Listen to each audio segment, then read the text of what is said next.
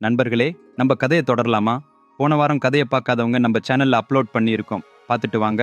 அர்ஜுனன் தான் கற்றுக்கொண்ட பத்ம வியூகத்தை எப்படி உடைக்க வேண்டும் என்ற கலையை சுபத்திரை கேட்டறிய உபதேசிக்கத் தொடங்கினார். அதை கேட்கும்போது சுபத்திரை உறங்கினாள். சுபத்திரை உறங்கிக் கொண்டாலும் அர்ஜுனன் பேசிக்கொண்டே இருந்தார். ஆனால் அதையெல்லாம் சுபத்திரையின் கற்பத்தில் இருந்த அபிமன்யு கேட்டுக்கொண்டிருந்தான். சில நேரம் கழித்து பத்மவியூகத்திற்குள் எவ்வாறு செல்வது என்பதை சொல்லி முடித்தபோது அர்ஜுனன் சுபத்திரை உறங்குகிறாள் என்பதை கவனித்து பத்மவியூகத்திலிருந்து எப்படி வெளியே வருவது என்பதை சொல்லாமல் நிறுத்திவிட்டார். இந்த செயலே பிற்காலத்தில் அபிமன்யுவின் விதிச்சக்கரத்தை மாற்றிவிட்டது.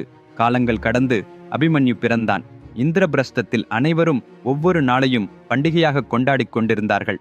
அபிமன்யு பிறந்தான். எல்லோரும் மகிழ்ச்சியாக இருக்கிறார்கள் என்ற செய்தி ஹஸ்தினாபுரத்திற்கு வந்தடைந்தது.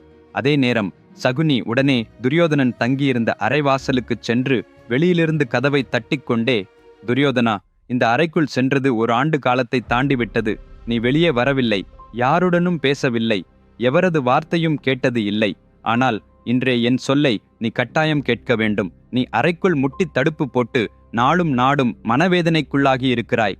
ஆனால் உனக்கு தெரியுமா, நீ அழிக்க நினைக்கும் பாண்டவர்கள்தான் நிகழ்த்தும் ஒவ்வொரு நாளும் முழு பெருவிழாவாக கொண்டாடிக் கொண்டிருக்கிறார்கள். உண்மையில் நீ என்பதை வார்த்தையிலேயே சொல்ல வேண்டுமென்றால் ஒரு மடையன்.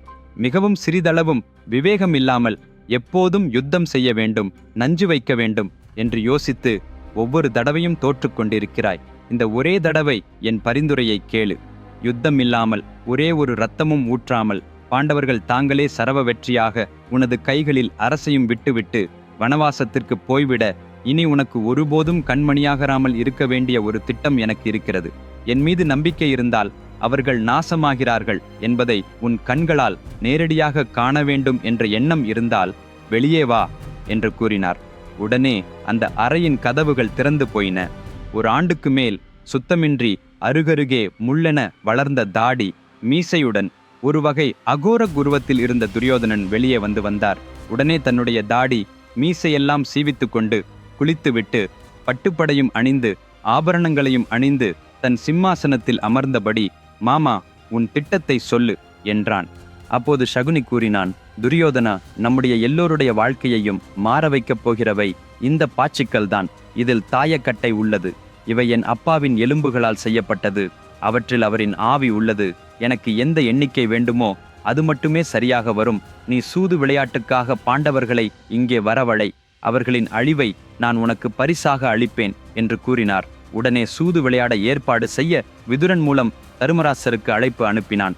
அர்ஜுனன், பீமன், நகுலன், சகதேவன் ஆகியோர்கள், அண்ணா, வேண்டாம், சரி வருகிறோம் என்று உடன்படாதீங்க என்று தருமராசரிடம் கூறினார்கள். ஆனால் தருமராசர், துரியோதனன் அழைத்தது யுத்தத்திற்கு இல்லை, ஒரு விளையாட்டிற்கு மட்டுமே. மேலும் நாம் ரணம் என்று முரட்சியாக சொல்லிவிட்டால் புது பிரச்சனைகள் வரும் வாய்ப்பு உண்டு. போய் ஒரு விளையாட்டை நகைச்சுவையாக ஆடிவிட்டு வார்கிறோம் என்று கூறி தர்மன் கருத்தை வலியுறுத்தி ஹஸ்தினாபுரத்திற்கு புறப்பட்டார். ஹஸ்தினாபுரத்தில் ஒரு பெரிய மகாசபை எப்படியோ இந்த விளையாட்டுக்காக தயாரிக்கப்பட்டது. அதை பார்த்து ஒரு கணம் பாண்டவர்கள் அவரவராகவும் வியப்புற்றனர். இது ஒரு விளையாட்டு என்றாலும் இதுவே கௌரவர்களுக்கும் பாண்டவர்களுக்கும் இடையே ஏற்படக்கூடியது என்பதால் அது ஒரு யுத்தத்தை போன்று கோலாகலமாக இருந்தது. ஆயிரக்கணக்கான பொதுமக்கள் இந்த விளையாட்டை காண வந்தனர். சபையின் நடுவே ஒருபுறம் பாண்டவர்கள், மறுபுறம் கௌரவர்கள் சமமாக மாறி அமர்ந்திருந்தனர். மக்கள் அனைவரும் மேலும் உணர்ச்சி வசப்பட்டு எப்போ இந்த விளையாட்டு ஆரம்பிக்குமோ என்று ஆவலுடன் எதிர்நோக்கினார்கள். எனக்கு பதிலாக என் மாமா சகுனி விளையாடுவார் என்று துரியோதனன் கூறினான். அதை கேட்டு தர்மராசர் உடன் ஒப்புக்கொள்ளவில்லை. நான் விளையாட வருவது உன் கூடவே, அவருடன் எப்படி விளையாடுவது என்று கேட்டார். சகுனி எனக்கு மாமன், ஒரு இரத்தம். அதில் என்ன தர்மராஜா? பாண்டி, எது வந்தாலும் விசாரித்து கொண்டு சந்தேகத்தோடு வெட்கத்தோடு பயமின்றி இருக்கிறாய். நீ இத்தனை பாசாங்காக அஞ்சுகிறாயா? ஒரு வார்த்தை தெளிவாக சொல்லு.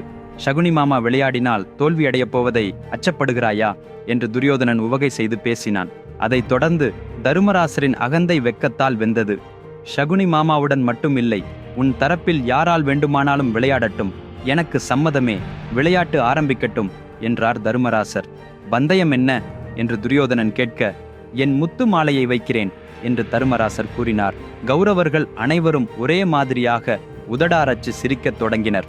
உடனே துரியோதனன், என்ன, சக்கரவர்த்தி தர்மராஜா விளையாடும், ஒரு வெறும் விளையாட்டிற்கான பந்தயம் ஒரு முத்து மாலையா? நானாவது எனது அரசின் எல்லா முத்துக்களையும் பந்தயமாக வைக்கிறேன் என்று பேசினான். அதற்கு பதில்தாரமாக தருமராசர், நானும் எனது ராஜ்யத்தில் உள்ள எல்லா முத்துக்களையும் பந்தயமாக வைக்கிறேன் என்றார். சகுனி தன் தாயத்தை போட்டார். தருமராசர் தோற்றார். அடுத்து பந்தயம் எது என்று துரியோதனன் கேட்டபோது, எங்கள் அரசத்தின் முழு கருவூலமே என்று கூறினான். தருமராசரும் அதையே பந்தயம் வைத்து உள்ளார். இருந்தும் மீண்டும் அவர் தோற்றார். ஃப்ரெண்ட்ஸ், ஒரு மிகவும் சுவாரஸ்யமான கதையை படித்தாலே போதும், அது ஒரு மனிதனின் வாழ்க்கையையே மாற்றி அமைக்கும் என்று நம்புவீர்களா? ஒரே அந்த கதையை உங்க பிள்ளைகளுக்கு படித்து கேட்டாலே போதுமானது அவர்களின் வாழ்க்கைக்கு அவசியமான மதிப்புகளை கற்றுக் கொடுக்க முடியும் என்று நம்புவீர்களா? நம் வாழ்க்கையில் வந்து மறைந்தோ அல்லது எதிர்காலத்தில் வரவோ செய்யக்கூடிய எந்த பிரச்சனைக்கும் ஒரு தீர்வு ஒரு கதையை படித்தாலே கிடைத்துவிடும் என்றால் நம்புவீர்களா? ஆம், அது சாத்தியமானது. மனித கலாச்சாரத்தின் வரலாற்றில் எப்போதும் சொல்லப்பட்ட மிக பெரும் காவியம் மகாபாரதம் மட்டுமே இதை செய்ய வல்லது. இந்த கதை ஒரு சூப்பர் ஹிட் திரைப்படத்தை விட 100 மடங்கு சிறப்பாக இருக்கும். இது ஒரு சவால். விக்ரமாதித்யாவின் வரிகளை வைத்து எழுதப்பட்ட மகாபாரதத்தின் முழுக்கதையும் 2 பாகங்களாக பிரித்து புத்தகமாகவும் இபுக் வடிவிலும் அமேசான் உட்பட 43 ஆன்லைன் தளங்களிலும் வாங்கலாம்.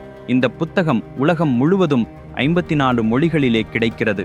லிங்குகள் இந்த வீடியோவின் கீழ் உள்ள விளக்கத்தில் டிஸ்கிரிப்ஷன் உள்ளது. உடனடியாக ஆர்டர் செய்யுங்கள். ஏன் என்றால் இது வெறும் ஒரு புத்தகம் மாத்திரமல்ல, வாழ்வுக்கு தேவையான முழு நூலகமே. அதன் பின்னர் குதிரைகள், ரதங்கள், படைகள், யானைகள் எதுவும் இல்லாமல் தம் முழு அரசையும் கூட பந்தயம் வைத்து வைத்தார் தருமராசர். ஆனாலும் அவர் அதில் எல்லாம் தோற்றார். சகுனி எந்த எண்ணிக்கையை வேண்டுமென்று மனத்தில் கொண்டானோ சரியாக அதே எண்ணிக்கையே அந்த பாச்சி கையில் வந்தது. கௌரவர்கள் அனைவரும் கைத்தட்டி கொண்டும் நகைச்சுவையாய் சிரித்தபடியும் பாண்டவர்கள் பக்கத்தை விட்டு ரசிக்கிற வடிவில் ஒரு இரக்கமற்ற ஆனந்தத்தில் இருந்தனர். அவர்களின் சிரிப்பு அந்த மண்டபமே எதிரொலிக்கும் அளவு ஒலித்தது. அந்த தோல்வியை தாங்கிக் கொள்ள முடியாத தருமராசர், என் தம்பிகளில் நகுலனையும் சகதேவனையும் பந்தயமாக வைக்கிறேன் என்றார். ஆஹா, நீங்கள் சொல்லும் மறுப்பு எதுவும் இல்லை சக்கரவர்த்தி என்று கூறி துரியோதனன் சகுனியிடம் தாயத்தை போடச் செய்தான். மீண்டும் தருமராசர் தோற்றார். பீமனை, அர்ஜுனனை, அதன்பின் என்னை நான் பந்தயமாக வைக்கிறேன் என்று சொல்லிக்கொண்டே போன தருமராசர் எல்லாவற்றிலும் தோல்வியுற்றார். இதனால் பாண்டவர்கள் கௌரவர்களுக்கு தாசர்களாகிவிட்டார்கள். இன்று முதல் பாண்டவர்கள் எனது அடிமைகள். அடிமைகளுக்கு பட்டு வஸ்திரங்களும் அணிகலன்களும் என்ன சிறப்பு, எல்லாவற்றையும் எடுத்துவிட்டு வைக்கட்டும் என்று கூறி பாண்டவர்களின் உடைகளையும் ஆபரணங்களையும் விளக்கச் செய்தான். தர்மராசா, இன்னும் ஒரு விளையாட்டு ஆடுவாயா என்று துரியோதனன் கேட்க, என்னிடம் பந்தயம் வைக்க எதுவும் இல்லை என்று தர்மராசர் தெரிவித்தார். ஏன் இல்லை? இப்போது வரை நீ வைத்த எல்லாவற்றையும் விட எண்ணற்ற மடங்கு மதிப்புமிக்க ஒன்று உன்னிடத்தில் இருக்கிறதே, அதை வைக்கிறாயா தருமராஜா என்று கேட்டான். எது அது என்று கேட்டபோது, அதே உன் அன்பு துணைவி திரௌபதி என்று கூறினான் துரியோதனன். அண்ணா, ஒரு வார்த்தை சொல்லுங்கள். இன்றைய முழு கௌரவர்களும் உயிருடன் மிஞ்சமாட்டார்கள். யாரும் மீதம் இருக்க மாட்டார்கள். அவர்களை அனைத்தையும் நாசம் செய்கிறேன் என்று அர்ஜுனன் கோபத்தில் சொன்னார். ஆனால் தருமராசர் எதுவும் பேசவில்லை. அப்போது துரியோதனன், அர்ஜுனா, ஏன் இப்படி கோபப்படுகிறாய்? உன் அண்ணனைப் போல் யோசி. இந்த பந்தயத்தை நீ வென்றால் இதுவரை நீங்கள் இழந்த அனைத்து செல்வங்களும் உங்களது முழு ஆட்சியும் மீண்டும் உங்களுக்கு திரும்ப விடுவேன் என்றான். தருமராசர் அதை கேட்டு ஒப்புக்கொண்டார். சகுனி தாயத்தை போட்டான். அனைவரும் இப்போ என்ன நடக்கப் போகிறதோ என எதிர்நோக்கி மூச்சை பிடித்து கொண்டே இருந்தனர். மண்டபம் முழுவதும் வெற்றிட அமைதி. குருடான திருதராஷ்டிரன் பக்கத்திலிருந்த மந்திரியிடம் யாரு ஜெயிச்சார் என்று விசாரித்தான். ஒரு நொடி நேரம் ஐயம் முழங்க நின்ற பின் துரியோதனனின் முகத்தில் பட்ட மகிழ்ச்சியைக் கண்டு, பாண்டவர்கள் தோற்றுவிட்டார்கள் என்று மந்திரி தெரிவித்தான். அதுவே ஆண்டாண்டு காலமாக துரியோதனன் எதிர்நோக்கிய நாள். ஒருவித எதிர்பாராத வேகத்தில் பக்கத்தில் இருந்த வீரரை நோக்கி, போய் இப்போது அடிமையாகிய திரௌபதியை இந்த சபைக்கு இழுத்து கொண்டு வா என்று அதிரடியாக கூறி அனுப்பினார். சிறிது நேரம் கழித்து அவன் மீண்டும் வந்து, மகாராஜா, திரௌபதி இதோடு ஒரே வஸ்திரத்தில் உள்ளார் என்றான். அதாவது அந்த நேரத்தில் திரௌபதி நிர்பந்தமாகிற சூழ்நிலையில் இருந்தாள். அவள் மாதர்பவஸ்தையில் இருந்ததால் ஒரு ஆணும் அணுகக்கூடாதபடி தனிமைப்படுத்தப்பட்டிருந்தாள். நான் எங்கேயும் வரமாட்டேன் என்றாள். நீ செய்து கொண்டிருக்கும் வேலைக்கு உன் உயிரையே கொளுத்தும் என் கணவர்கள் உனக்கு மரண தண்டனை விதிப்பார்கள் என்று திரௌபதி சொல்லி அனுப்பினாள். அப்படியா? பாண்டவர்கள் விளையாட்டில் தோற்றனர்கள் என்று சொல்லவில்லையா என்று துரியோதனன் விசாரிக்க அந்த வீரன், சொன்னேன் பிரபு. அப்போது திரௌபதி, தான் தோற்றான பிறகு எனது பந்தயமாக வைத்தானா? இல்லை, என்னை முதல் பந்தயம் வைத்துவிட்டுதான் பிறகு தோற்றானானா என்று கேட்கிறாள். அதாவது தருமராசர் முதலில் தன்னை செலுத்திவிட்டு பிறகு தனக்கு தோல்வியா, அல்லது தாராளமாக தானே முதலில் தோற்றுவிட்ட பின் என்னை வைக்காரா? எந்த வழியிலும் அது தர்மம் அல்ல. ஏனென்றால் தானே முன்னரே தோற்றவன் என்றால் என்னை வைப்பதற்கான உரிமை அவருக்கே இருக்குமா? இல்லை, எனக்கு பரிந்துரைவில்லாமலேயே என்னை வைக்க இச்செய்தி சரியென்றே என்று திரௌபதி உரைத்துள்ளார் என்று கூறினான். அந்த சொற்களை விட்டு துரியோதனன் கோபமுற்று, அப்படியென்றால் அந்த பாஞ்சாலையை இங்கே இழுத்து கொண்டு வா தம்பி என்று துச்சாதனை அனுப்பினான். ஃப்ரெண்ட்ஸ், அடுத்த எபிசோடில் உள்ள உள்ளடக்கம் ஒரு வேறே லெவலில் இருக்கும். அதை நீங்கள் தவறவிடக்கூடாது. நாம் மீண்டும் அடுத்த சனிக்கிழமை அதே நேரத்தில் சந்திக்கலாம். நான் எழுதிய மகாபாரத புத்தகத்தை இப்போது உடனே ஆர்டர் செய்யுங்கள். லிங்குகள் இந்த வீடியோவின் கீழ் உள்ள விளக்கத்தில் கொடுத்துள்ளேன். இன்னும் எனது சேனலுக்கு சப்ஸ்கிரைப் செய்யவில்லை எனில் உடனே சப்ஸ்கிரைப் செய்து கொள்ளுங்கள். Take care. பாய்.